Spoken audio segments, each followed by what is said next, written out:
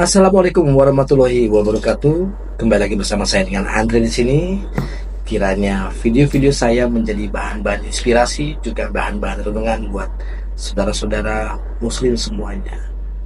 Oke, ini kita disclaimer dulu ya, bahwa saya membawa konten ini itu hanya memberikan sebuah kebenaran yang ada pada sejarah itu sendiri. Jadi tidak ada niatan apapun ya, tapi banyak yang bilang ke saya sebenarnya, Andre, janganlah lu itu bahas-bahas agamamu yang dulu, udah bahas aja agama yang sekarang. Tapi kaum mereka itu masih banyak yang mendiskreditkan Islam, bicara tentang Al-Quran, ngomongin tentang Islam. Jadi apakah saya salah membahas mengenai fakta sejarah yang ada dari agama saya sebelumnya? Ini fakta loh. Ini bukan ngada-ngada. Ya. Nah, sebelumnya kita lanjut. Siapakah yang mirip Yesus ini atau Yesus yang mirip orang ini? Mari kita ulas. Ada dua wajah yang mirip sekali. Namanya adalah Caesar Borgia. Ia adalah putra Paus Alexander ke-6 yang memaksa gambarnya itu di gereja. Ayahnya nama aslinya adalah Rodrigo Borgia. Ya. Caesar Borgia ini lahir pada tanggal 13 September 1475 dan wafat pada tanggal 12 Maret 1507. Ya. Dia adalah seorang bangsawan, politikus, dan kardinal berkebangsaan Spanyol Italia. Ia adalah putra Paus Alexander ke-6 dan gundiknya Vanosa dei Cattaneo. Ia adalah saudara laki-lakinya Lucrezia Borgia dan Geoffrey Borgia, Geoffrey dalam bahasa Valentia, Pangeran Squiles, dan Giovanni Borgia, Adipati Gandia, dan saudara tiri Don Pedro Luis de Borgia, 1460 sampai dengan 1481. Ya. Itu anak-anak dari ibu yang tidak diketahui. Dia adalah seorang gangster, penghasut perang, serakah, diktator yang suka berpesta, yang mulai menggunakan potret dirinya pada tahun 1490 untuk mengklaim bahwa ia adalah putra Tuhan. Tidak seorang pun tahu seperti apa rupanya Yesus yang sebenarnya. Ya. Gambar Caesar Borgia ini itu adalah putra seorang paus yang didokumentasikan sebagai seorang homo, ya, kekasih Leonardo da Vinci, seorang pembunuh atau membunuh saudara laki-lakinya sendiri dan melakukan incest dengan saudara perempuannya sendiri. Di antara ayahnya yang melakukan tindakan yang sama terhadap putrinya sendiri. Wajah pria ini dilukis oleh Leonardo da Vinci agar menyerupai gambar Yesus, ya, yang kita lihat saat ini. Caesar Borgia ada dalam buku berjudul Triptych of Poisoners dan juga ada dalam buku berjudul Caesar Borgia, His Life and Times, karya Sarah Bradford. Antara tahun 1502 sampai dengan 1503, ia mempekerjakan Leonardo da Vinci sebagai arsitek dan insinyur militer, di mana ia dan Leonardo da Vinci langsung menjadi akrab.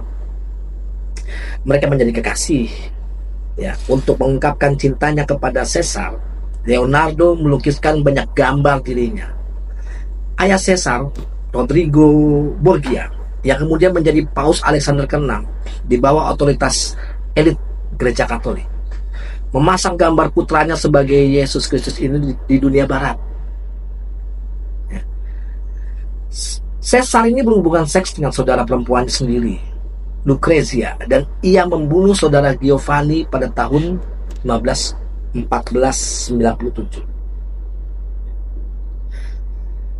Dan inilah orang gereja Katolik berikan izin untuk memasang gambarnya dan menggambarkan sebagai Yesus Kristus untuk mengelabui seluruh dunia.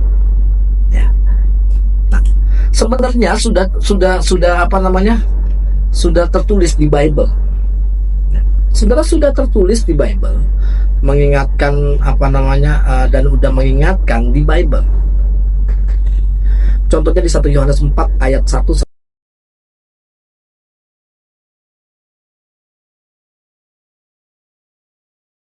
Di Keluaran 20 ayat 3 sampai dengan 17 juga dikatakan, jangan ada padamu Allah lain di hadapanku, jangan membuat bagimu patung yang menyerupai apapun yang ada di langit di atas, atau yang ada di bumi di bawah, atau yang ada di dalam air di bawah bumi. Jangan sujud menyembah kepadanya atau beribadah kepadanya, sebab aku Tuhan Allahmu adalah Allah yang cemburu, yang membalas kesalahan bapa kepada anak-anaknya, kepada keturunan yang ketiga dan keempat dari orang yang membenci aku. Tapi aku menunjukkan kasih setia kepada beribu-ribu orang, yaitu mereka mengasihi aku dan yang berpegang pada perintah-perintahku.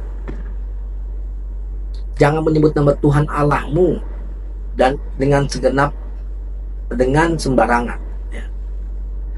Jadi ayat-ayat ini sudah tertulis dan sudah dituangkan, sudah ada peringatan, sudah ada himbauan. Wajah Yesus yang kita lihat sekarang ini itu bukan seperti apa yang mungkin saudara-saudara Nasrani atau non-Muslim yang agungkan, bukan, ya. Karena sejarah sudah menyebutkan bahwa ini adanya hal yang untuk menguntungkan dari pihak lain, gitu. Nah, semua itu terserah dari saudara-saudara Muslim semua, saudara-saudara non-Muslim semuanya, ya, untuk beranggapan seperti apa. Jika Anda menganggap bahwa ini asli loh, ini asli, ini Anda ini cuman mengada-ngada segala macam, Anda itu cuman bikin-bikin begini, nggak apa-apa, silakan. Semua hak orang, ya, semua hak Anda untuk menilai. Tapi saya memberikan sebuah fakta nyata, ya. Memang sebenarnya sudah lama, berita ini sudah lama. Cuman saya ingin mengangkat ini karena apa? Banyak sekali orang-orang menilai tentang Islam, tentang Nabi Muhammad SAW, tentang apapun itu, ya. Dan saya hanya bisa membalas dengan cara seperti ini. Bukan membalas sebenarnya sih. Oke, kita klaim, oke, kita ulas. Ayo kita buka. Bagaimana ini? Apa ini? Siapa ini? Ya. Karena seperti ada di Ibrani 7 ayat 14. Apakah Anda percaya bahwa Tuhan itu memiliki suku? Ini contoh aja. Apakah Tuhan memiliki suku? Oh, Tuhan itu sukunya suku ini, Tuhan ini sukunya suku ini. Apakah begitu?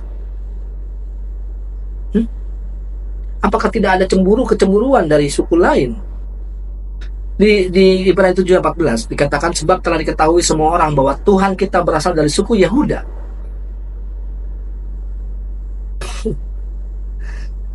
Sebenarnya Tuhan dari semua orang itu adalah Tuhannya orang Yahudi, gitu. Ya. Ini yang nggak masuk di akal ini, ya. Yang nggak masuk di akal tuh ini, bahwa banyak sekali orang-orang beranggapan memang benar, memang bersuku.